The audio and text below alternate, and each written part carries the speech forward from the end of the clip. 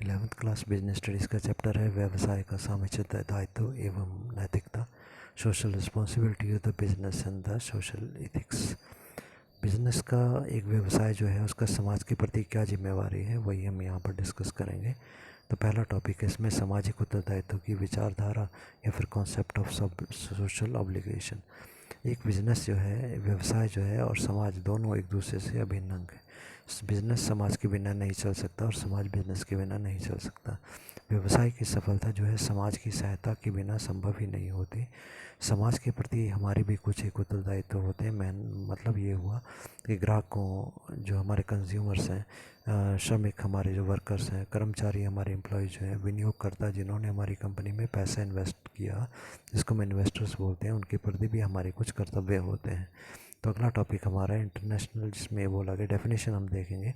International seminar new Delhi 1965 says the point was discussed in this seminar was the social responsibility of the businessman. Social responsibility मतलब समाज के प्रति हमारी क्या जिम्मेवारियाँ हैं। That means responsibilities of the business towards the customer, कि किसके प्रति बिजनेस की रिस्पॉन्सिबिलिटीज़ हैं। टूवर्ड्स द कस्टमर, ग्राहकों के प्रति। टूवर्ड्स द वर्कर्स, वर्कर के प्रति। शेयर होल्डर्स के प्रति। एंड द कम्युनिटी, सोसाइटी के प्रति, समाज के प्रति क्या जिम्मेवारियाँ हैं। अंतर्राष्ट्रीय सेमिनार नई दिल्ली 1965 के घोषणा पत्र के अनुसार व्यवसाय के सामाजिक दायित्व का क्या अर्थ है। अर्थ ग्राहकों, कर्मचारियों, अंशधारियों और समाज के प्रति उत्तरदायित्व। किसका उत्तरदायित्व, किसकी रिस्पॉन्सिबिलिटी, समाज की, कंपनी की रिस्पॉन्सिबिलिटी। अगला टॉपिक हमारा है सामाजिक उत्तरदायित्व के पक्ष में तर्क। Cases for the social responsibilities favour. पहला पॉइंट है दीर्घकालीन व्यवसाय की, लॉन्ग टर्म बिजनेस इंटरेस्ट। यदि हम बिजनेस को बहुत लंबे समय तक चलाना चाहते हैं तो अवांछित कार्य जिनको कि ग्राहक पसंद नहीं करते, ठीक है, जो अच्छे नहीं हैं, जैसे कि ऊंचे मूल्य पर वस्तु को बेचना, काला बाजारी करना, नियमों का उल्लंघन करना, ये सारे कार्य हमको नहीं करने चाहिए। ये सारे कार्य किसी भी बिजनेस के लिए हानिकारक होते हैं। दूसरा पॉइंट है सरकारी हस्तक्षेप या गवर्नमेंट इंटरवेंशन। यदि हम समाज के प्रति अपने कर्तव्य को प्रॉपर तरीके से नहीं निभाते, हमारी जिम्मेवारियां जो है समाज के प्रति, यदि हम उनको पूरा नहीं करते, तो सरकार हमें मजबूर कर सकती है कानूनी तरीके से कि हम समाज के प्रति जिम्मेवारियों को निभाएं। इससे क्या होगा, जब सरकार हमारे को मजबूर करेगी तो उससे हमारी स्वतंत्रता कम हो जाती है। जैसे सरकार कहती है हमें वैसे ही करना पड़ता है। तो इससे अच्छा यही है कि हम अपनी जिम्मेवारी को खुद ही निभा दें।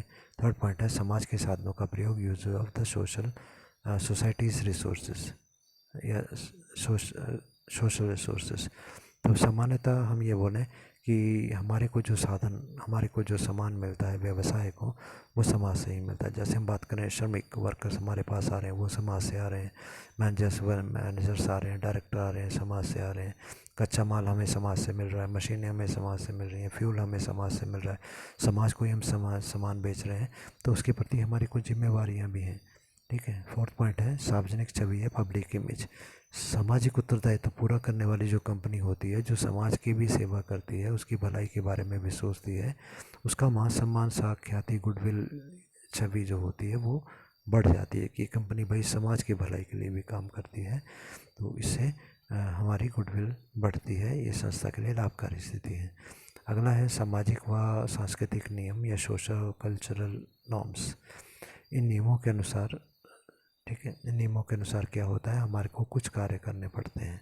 जैसे पारस्परिक सहयोग, मिलजुल कर कार्य करना, कर्मचारी मालिकों में अच्छे संबंध स्थापित करना, ग्राहकों के हितों की रक्षा करना, ये हमारे जिम्मेवारियाँ हैं समाज की में रहते हुए।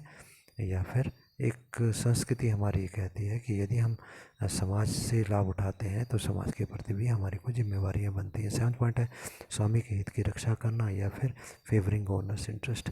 विनियोक्ताओं को उनकी पूंजी को उचित प्रतिफल मिलने से। विनियोक्ता कौन हो गए, जिन्होंने हमारी कंपनी में पैसा लगाया है, इन्वेस्ट किया है, तो उनको हम जितनी पूंजी उन्होंने हमको दी है उस पर उसी उचित प्रतिफल हम दें। प्रतिफल में से रिटर्न या रिवार्ड उनको देना है, उनको हम बोलेंगे लाभ उनको देना है। तो मालिकों ने जो पैसा लगाया उनकी पूंजी पर उचित लाभ हमारा देना हमारी जिम्मेवारी है। और जो कंपनी मालिकों को पर्याप्त मात्रा में लाभ देती है, उस कंपनी की प्रतिष्ठा, साख, गुडविल जो है वो बढ़ जाती है। 8वां पॉइंट है उपभोक्ताओं की जागरूकता या कंज्यूमर अवेयरनेस। अब उपभोक्ता या कंज्यूमर हमारे काफ़ी जागरूक हो चुके हैं। वे उचित मूल्य पर वस्तु चाहते हैं, सही रेट पर चीज़ चाहते हैं और हाई क्वालिटी की चीज़ चाहते हैं, उचित किस्म की वस्तु चाहते हैं।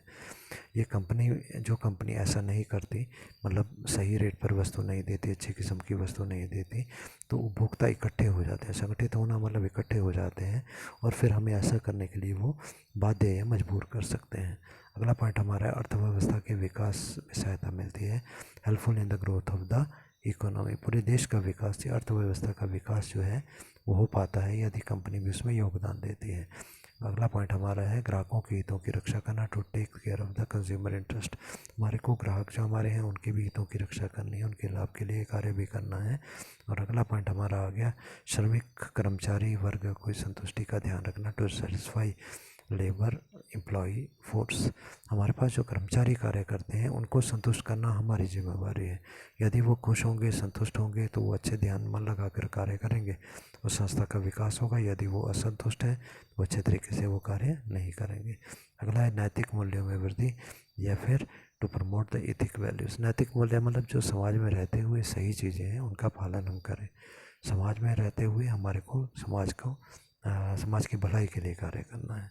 अगला हमारा सामाजिक उत्तरदायित्व के विपक्ष या विरोध में तर्क, case against the socio obligations and the responsibility. समाज के प्रति हमारी क्या रिस्पॉन्सिबिलिटीज़ हैं वो हम देखें। अभी ने पढ़ा कि एक व्यवसाय क्या है, आर्थिक क्रिया। आर्थिक क्रिया मतलब धन कमाने की क्रिया है, लाभ से इसकी सफलता का मापदंड होता है। ठीक है, तो ये विचारधारा ये कहती है कि भाई हमारे को समाज की भलाई के लिए ही कार्य नहीं करना, लाभ भी हमारे को करना है, कमाना है। क्योंकि व्यवसाय जो है, व्यवसाय का उद्देश्य लाभ कमाना ही होता है। और कौन सा व्यवसाय सफल है कैसे पता चलता है? जो व्यवसाय अधिक लाभ अर्जित करता है, लाभ कमाता है, वो ज़्यादा सफल है।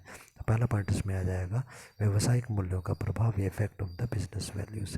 सामाजिक मूल्य मानने से, यदि समाज की जो जिम्मेवारी है उनको यदि हम मानते हैं तो लोग व्यवसाय से प्रभावित होंगे, मतलब लोग हमारी कंपनी की तरफ अट्रैक्ट होंगे, आकर्षित होंगे।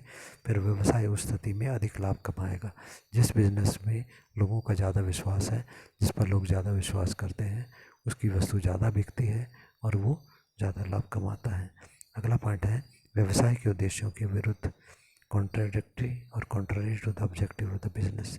एग्जाम्पल हम लेते हैं कि एक गेम में एक खिलाड़ी का उद्देश्य होता है युद्ध को जीतना या गेम को जीतना। युद्ध की हम बात करें तो सैनिक का उद्देश्य होता है लड़ाई को जीतना। वैसे ही व्यवसाय का उद्देश्य क्या होता है? अपने साधनों का अधिकतम उपयोग करना और उससे अधिकतम लाभ कमाना। सेकंड पॉइंट थर्ड आता है हमारा कार्य प्रणाली की में अकुशलता, इनएफिशिएंसी इन द सिस्टम। समाज के हित के लिए काम करने की नीति से, समाज के हित के लिए जब हम कार्य करते हैं तो क्या होता है, मालिकों और कर्मचारियों को लगता है कि लाभ तो उनको मिलेगा नहीं, जो लाभ होगा वो तो समाज में बांट दिया जाएगा। तो भाई हम भी ज़्यादा मेहनत क्यों करें, फिर वो कार्य में रुचि नहीं लेते और उससे कंपनी के लाभ घटने लगते हैं। चौथा पॉइंट है व्यवसाय की नैतिकता का अर्थ अस्पष्ट होना, ambiguity of the term business ethics. इसका मीनिंग सामान्यतः बिजनेस के प्रति हमारी जिम्मेवारी क्या है, इसका मीनिंग स्पष्ट नहीं है। जब तक सरकार किसी एक कंपनी का उत्तरदायित्व स्पष्ट ना कर दे कि आप ये काम करेंगे, तब तक हम ये नहीं बोल सकते कि हम समाज की भलाई के लिए कार्य करें और उसमें हमारा क्या क्या काम हमको करने होंगे, वो क्लियर नहीं होता हमारे को। पाँचों पॉइंट दिया गया सामाजिक कल्याण सरकार का दायित्व है, social welfare is the responsibility of the government. ये विचार कहने वालों का मतलब ये है कि समाज की भलाई करना बिजनेस या दुकानदारों का काम नहीं है, वो काम सरकार का है। इसलिए बिजनेस वाले जो मालिक हैं उनको इसके बारे में नहीं सोचना। अगला पॉइंट दिया गया उपभोक्ताओं का हित है, कंज्यूमर्स इंटरेस्ट। समाज के कल्याण से क्या होगा, समाज के जब हम कल्याण के लिए कार्य करेंगे तो कंपनी के खर्चे बढ़ेंगे, और जब खर्चे बढ़ेंगे तो क्या होगा, वो खर्चा कंपनी कहाँ से पूरा करेगी, वस्तुओं की कीमत को बढ़ा करके पूरा करेगी। और जब हम वस्तु की कीमत को बढ़ाएंगे तो क्या होगा, हानि किसको होगी, वो ग्राहकों को हानि होगी। सेवेंथ पॉइंट है राजतंत्र का खतरा या डेंजर ऑफ डिक्टेटरशिप। यदि बिजनेस को समाज निर्माण की जिम्मेवारी दे देते हैं, व्यवसाय को हम कह दें कि आप ही समाज को चलाओ, तो क्या होगा, वो व्यवसाय या वो कंपनी जो है समाज की शासक बन जाएगी, उसके ऊपर पूरा कंट्रोल वो करने लगेगी। ठीक है, और जब वो कंट्रोल करने लगी तो क्या होगा, वो देश और समाज के लिए घातक हो जाएगा, क्योंकि जब कंट्रोल पूरा एक कंपनी के पास आ गया वो तो अपना पूरा फ़ायदा उठाएगी। अगला दिया गया नैतिकता व लाभ अर्जन, ये दो विभिन्न चीज़ें होती हैं। Ethics and the profit motive are the two different things. नैतिक उपक्रम जो होते हैं बनने से वो अपने मुख्य उद्देश्य लाभार्जन से विचलित हो जाएगा। अगर हम ये देखें कि हम समाज की भलाई के लिए कार्य करेंगे तो जिस उद्देश्य के लिए कंपनी को बनाया गया था, लाभ कमाने के लिए, वो तो हम कमा नहीं पाएंगे। अगला पॉइंट हमारे को दिया गया, विभिन्न वर्गों के प्रति व्यवसाय का उत्तरदायित्व, responsibility of the business toward the different interest groups.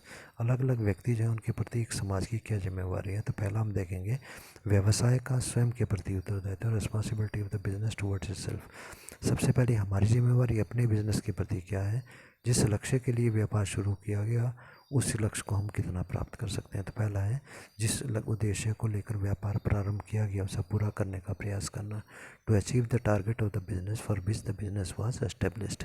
Second point है व्यवसाय को सहयोग व कुशलता से चलाना। दूसरी जिम्मेवारी हमारी ये है कि जो बिजनेस है, to run the business with the cooperation the efficiently, मिलजुल कर बिजनेस को चलाएं और कुशलता के साथ बहुत अच्छे तरीके से व्यवसाय को हम चलाएं। तीसरा पॉइंट दिया गया व्यवसाय को चालू रखने के लिए पर्याप्त लाभ कमाना भी हमारी जिम्मेवारी है, तभी मालिक बिजनेस को चालू रखेंगे, अन्यथा मालिक तो बिजनेस को बंद कर देंगे। Earning sufficient profit to keep the ongoing business.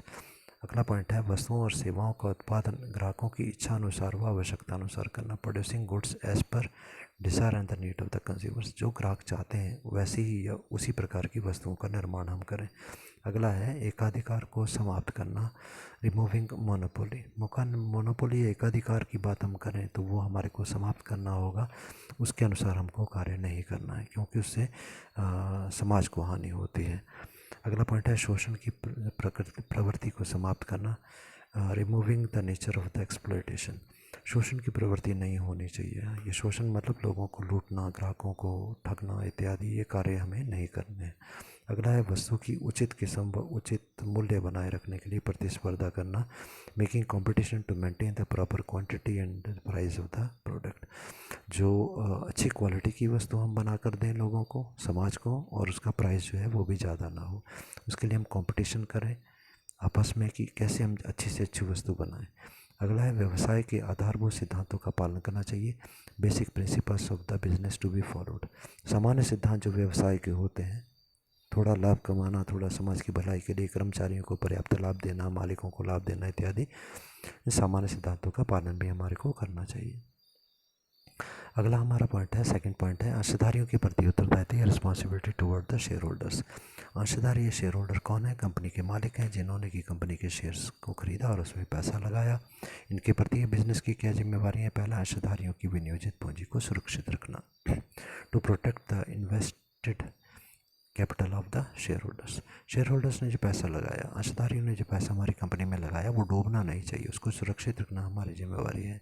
दूसरा है विनियोजित राशि पर उचित प्रतिफल या लाभांश दिलाना।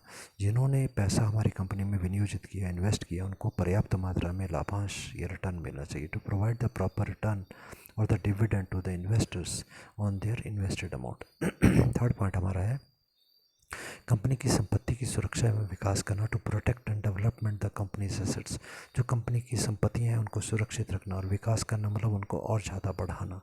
अगला पॉइंट है अंशधारियों को बोनस अंश निर्गमित करके लाभ में अधिक भागीदार बनाना। शेयर होल्डर्स को हम ज़्यादा शेयर दे देते हैं, बोनस शेयर इशू करते हैं, तो बोनस शेयर इशू करने से क्या होगा, पहले तो उनके पास मान लो 10 शेयर थे, 10 हमने और दे दिया, वो 20 शेयर उनके पास हो गए, तो वो ज़्यादा हिस्सा उनके पास आ गया। तो making the share holder more participation by issuing the bonus share. अगला है अंशधारियों को अधिक महत्वपूर्ण सूचनाएं देना, providing share holders more important information. जो भी इन्फॉर्मेशन वो मांगते हैं, ज़रूरी सूचनाएं सब मालिकों को दी जाए। अगला है अंशधारियों के साथ पक्षपातपूर्ण व्यवहार न करना, not to have biased relation with the share holders. पक्षपातपूर्ण व्यवहार नहीं, सभी व्यक्तियों के साथ सही व्यवहार होना चाहिए। अगला अल्पसंख्यक अंशधारियों को प्रतिनिधित्व देना, to represent the share holders in the minority. सामान्यतः होता ही है कि जब कोई डिसीजन लिया जाता है, फैसला लिया जाता है, तो ज़्यादातर वोट जिस तरफ पड़े उनकी बात सुन ली जाती है, जिनकी बात, जिन्होंने कम वोट डाले उनकी बात को नहीं सुना जाता है, नहीं माना जाता। ठीक है, वोट में यही होता है। तो सामान्यतः यहाँ पर ये कहा गया कि जिनके वोट कम थे उनकी बात को भी सुनना चाहिए क्योंकि वो भी कंपनी के मालिक हैं।